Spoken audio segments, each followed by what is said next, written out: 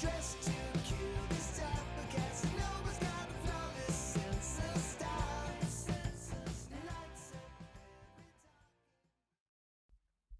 Welcome to Set Your Day with Dr. J. Man, I'm excited that you are here. Thank you for joining us.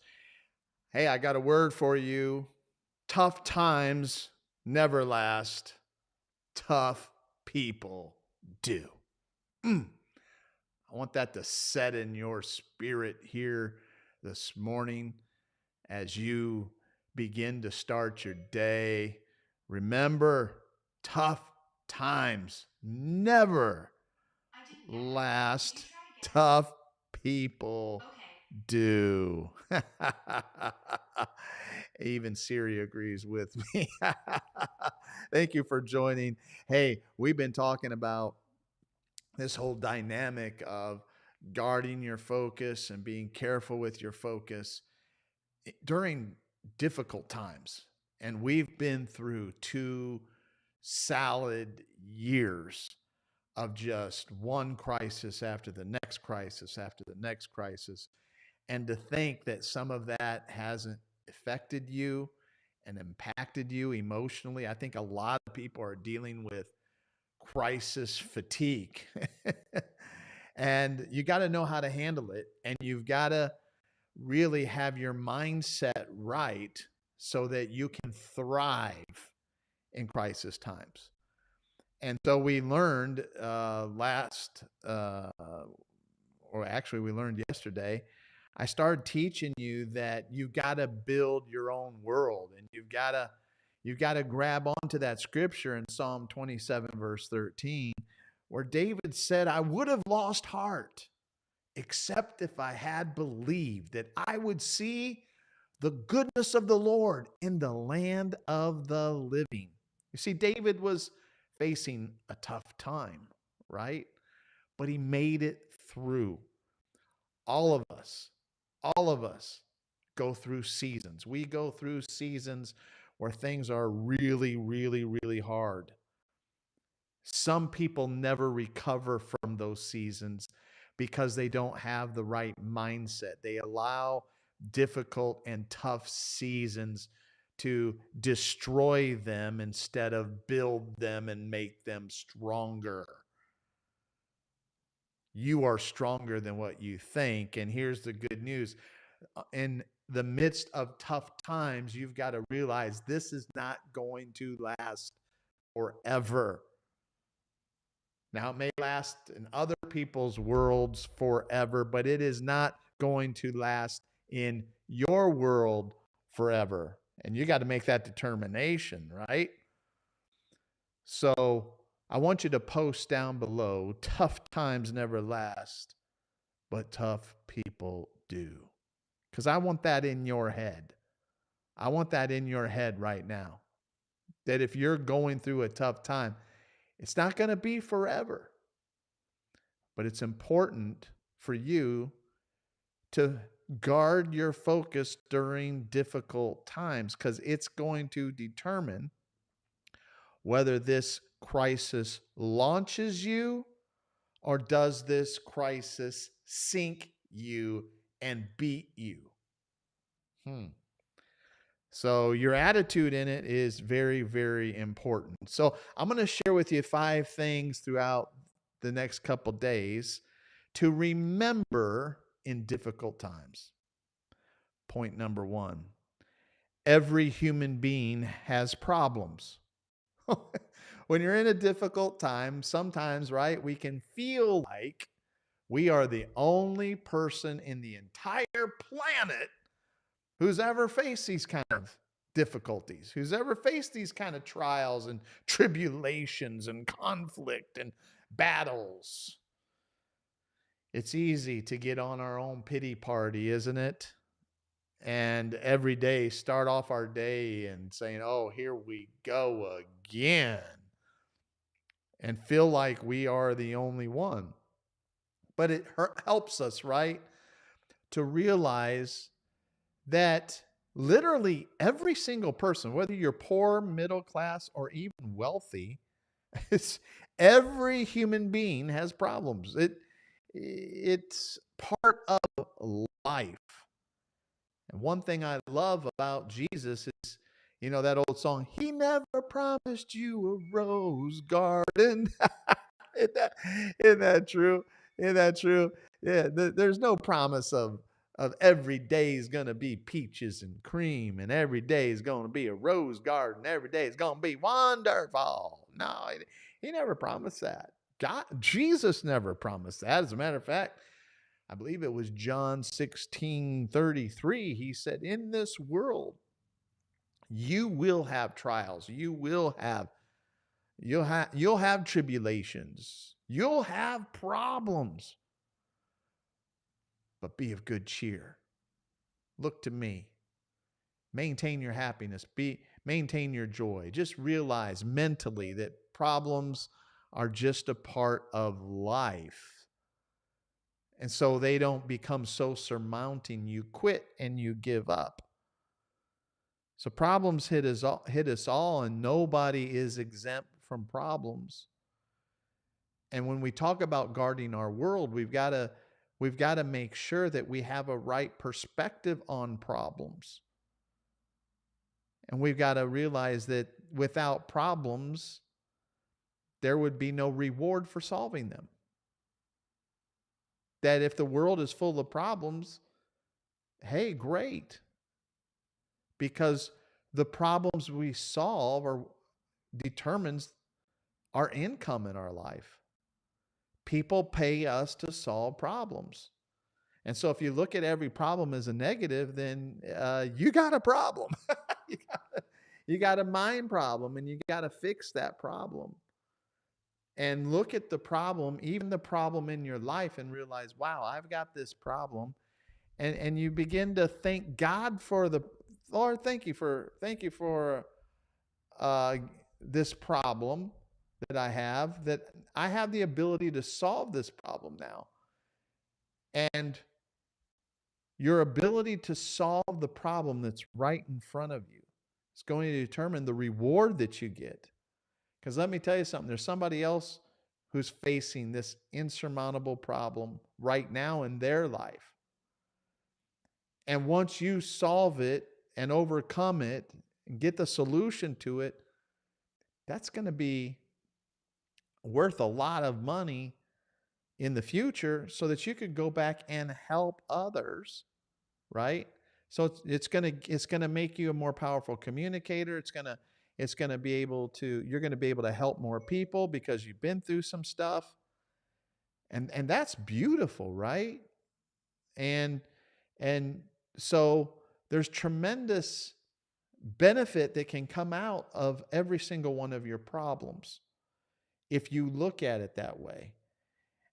If you look at it as, man, this is they call it, you know you're taking a molehill, you're making it a big mountain. If you take a problem in your life, and everything that happens to you, this is a big Goliath that, oh my God, this is Goliath, this is a I hear a lot of people talking like that. Like I hear what their problem is. Like, this is just a little problem. I mean, you want big money, you want to do big things in the world, yet when you look at the side, you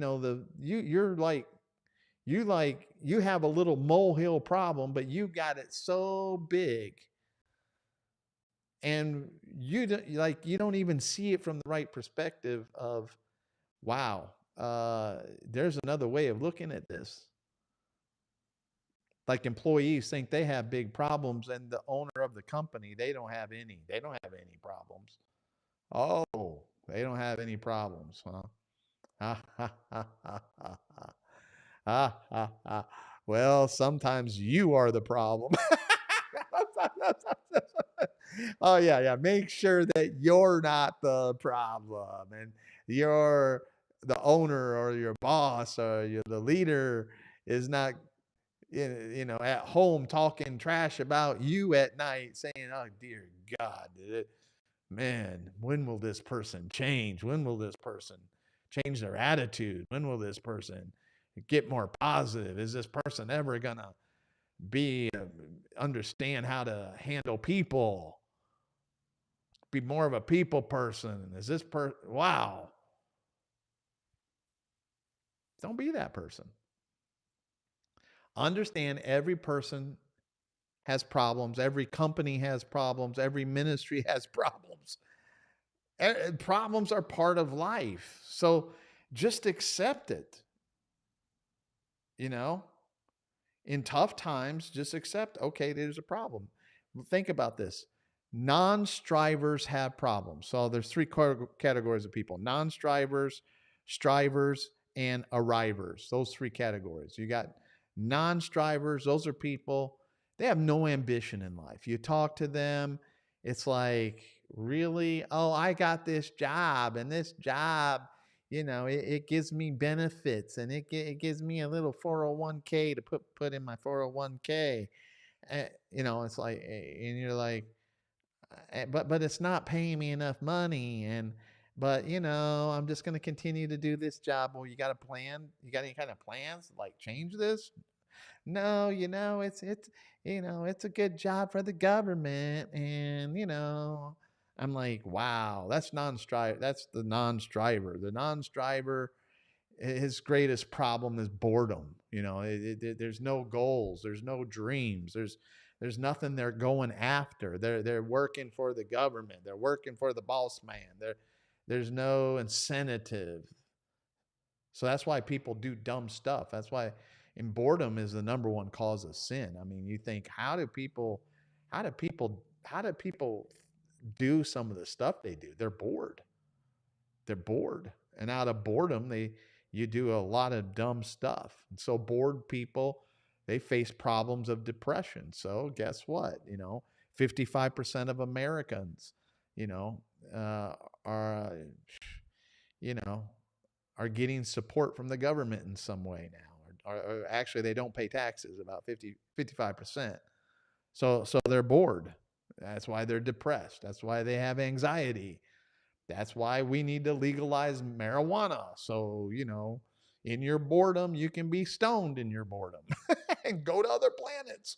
Because this one here on Earth sure isn't happening for you. It's because you're a non-striver. You're just satisfied. You're in life. It is what it is. But the non-striver has problems.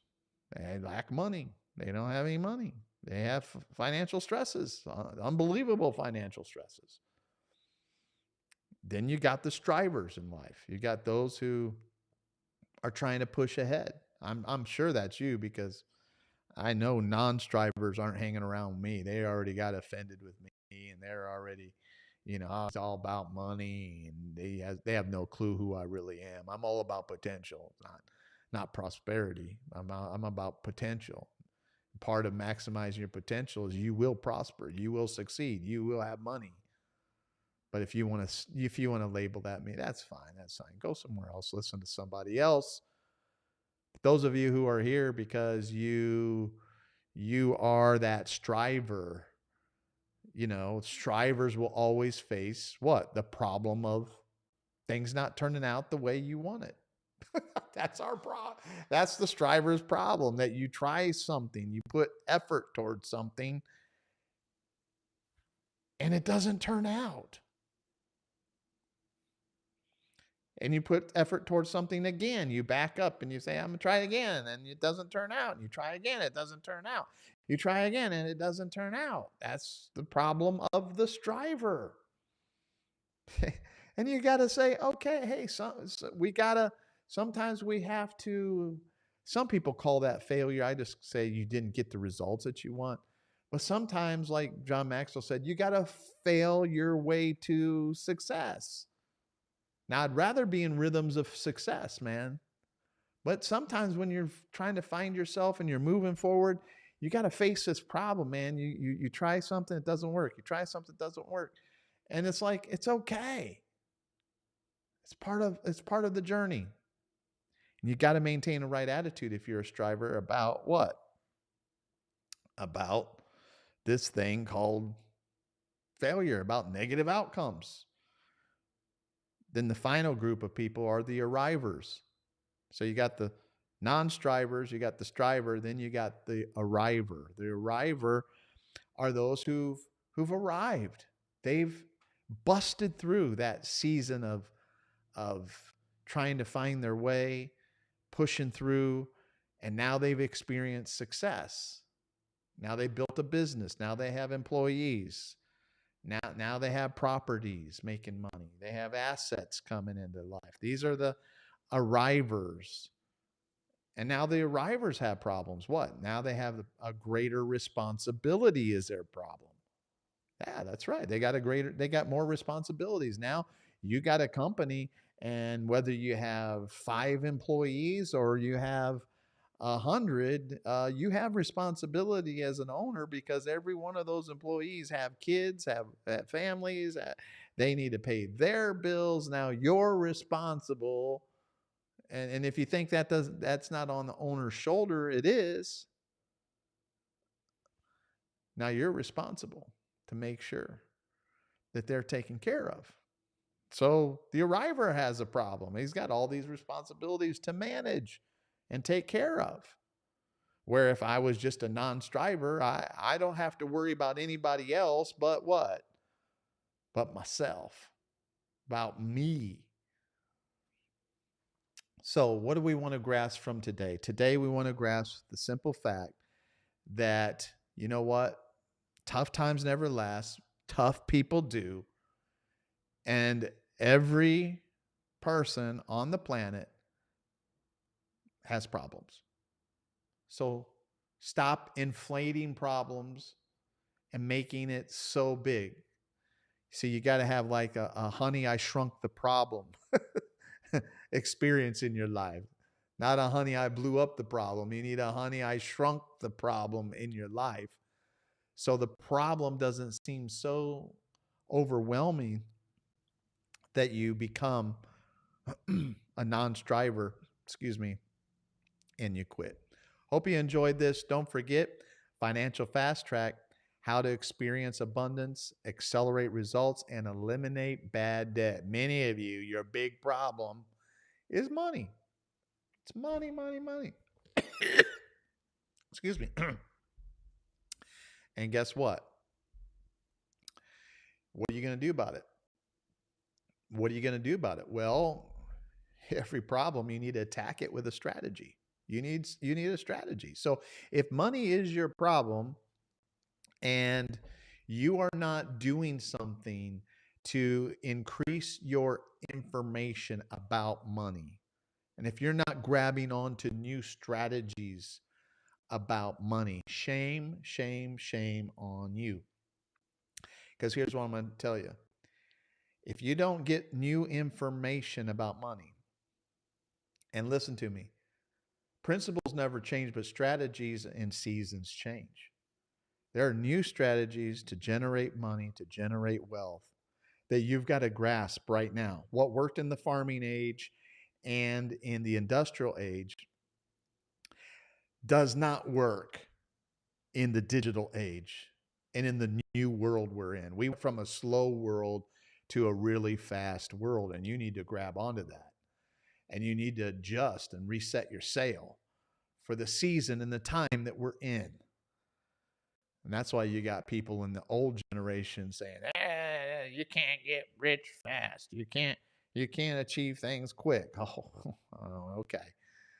Tell some of my 28-year-old millionaires we've raised up, 28 years old, already a millionaire. Tell some of them that they can't do it fast. Tell them that they got to wait till they're 70. Oh, well, but they probably don't have any character yet. Oh, come on, you critic. Come on. Come on. Let's set our mind right, okay, about problems, right? Let's set our mind.